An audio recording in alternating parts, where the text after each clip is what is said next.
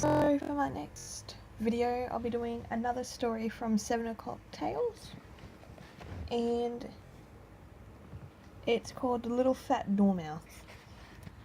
There was once a fat dormouse who lived in a cozy home in the hedge with his mother and father and 4 brothers and sisters.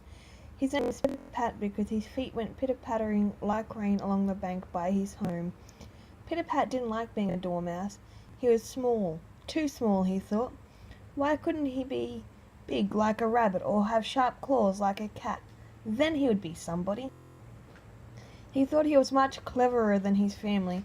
He was always laughing at them and telling them they were stupid. At last his brothers and sisters turned him out of the nest and said, "If you are so clever, go and find another home. Let us know when you have made your fortune and we'll come and admire you. But until you have done something great, leave us to ourselves." Pit-a-Pat was very angry. He picked up his little bag and set off, vowing to himself that he would soon show his brothers and sisters what a clever fellow he was. He would be a cow, or a horse, or even a sharp weasel if he could find one who would teach him all the tricks. Soon he came to a field. In it there were some sheep grazing, and Pit-a-Pat went up to one of them. "Madam," he said politely, "I am a clever dormouse, but I would like to be a sheep. Will you tell me how?" "Certainly," said the surprised sheep, looking at the tiny dormouse. "Can you bar?" Pit-a-Pat tried. He could squeak, but he could not seem to bar. "Well, never mind," said the sheep. "You must grow wool on your back." "But that would be so hot," said the dormouse. "It is summer time." "You must grow wool if you want to be like us," said the sheep. "I don't think I will be a sheep," said the dormouse, and he scurried away, thinking that sheep must be stupid to wear wool in the summer. Soon he came to where a rabbit nibbled grass outside its hole. "Sir," he said, "I am a clever dormouse, but I would like to be a rabbit. Will you tell me how?" "Well, you must learn to make a great home of burrows under the ground," said the rabbit. "You must use your paws like this to scrape up the earth." The rabbit scraped up a shower of earth, and it fell all over the dormouse.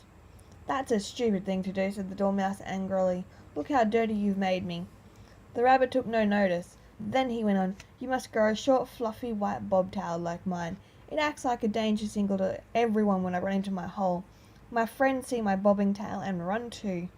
"My tail is much better than yours," said the dormouse scornfully. "I don't think I will be a rabbit."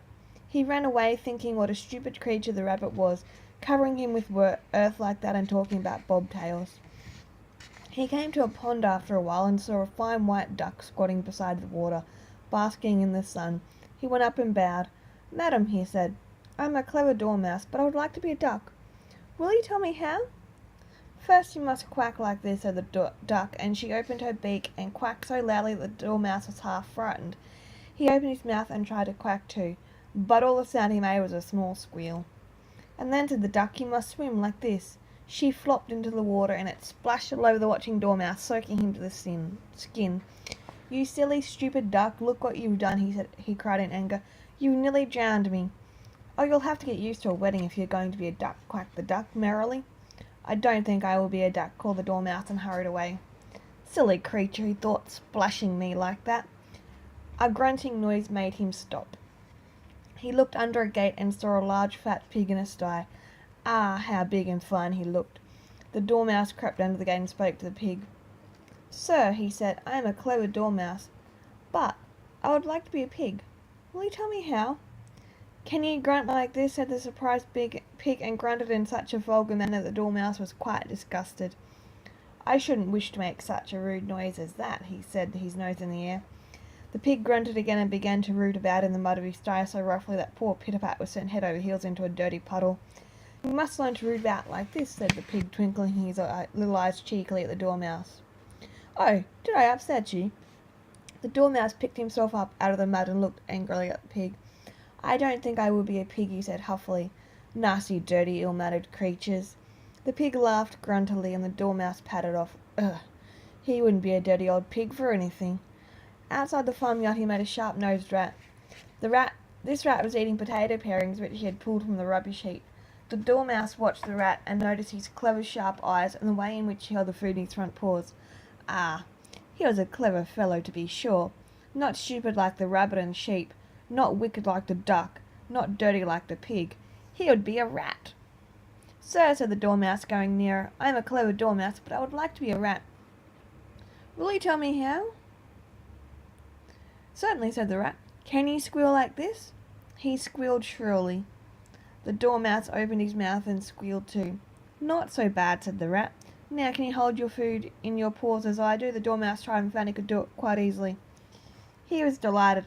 Ah, yes, he would certainly be a rat. "What else must I do?" he asked. "You must learn to pounce on your victims like this," said the rat, and he leapt to one side. "See, this is how I catch a young bird, and see, this is how I pounce on a frog, and see, this is how I pounce on silly little dormice." He leapt at the astonished Dormouse, but Pit-a-Pat gave a frightened squeal and fled for his life. Down a molehill he went, and into a maze of small tunnels. The rat followed him, hungry for dinner. The Dormouse slipped aside into a tiny hole he knew of, hoping that the rat would pass before he guessed he was there. The rat did pass, and at once Pit-a-Pat turned and fled back the way he had come, never stopping once until he got to his own cosy home again, high up in the hedgerow. As he scrambled into the big round nest, all his brothers and sisters cried out in surprise, "Oh, here's the clever one back again. Have you made your fortune?" "No," said the Dormouse, hanging his head. "I haven't made a fortune, but I've made a lot of mistakes. I'm not clever. I'm very stupid. Forgive me and let me live here again with you." So his family forgave him, and the little Dormouse lived happily in the hedgerow. "It's best to be what you are," he thought. "I'm glad I'm a stupid little Dormouse."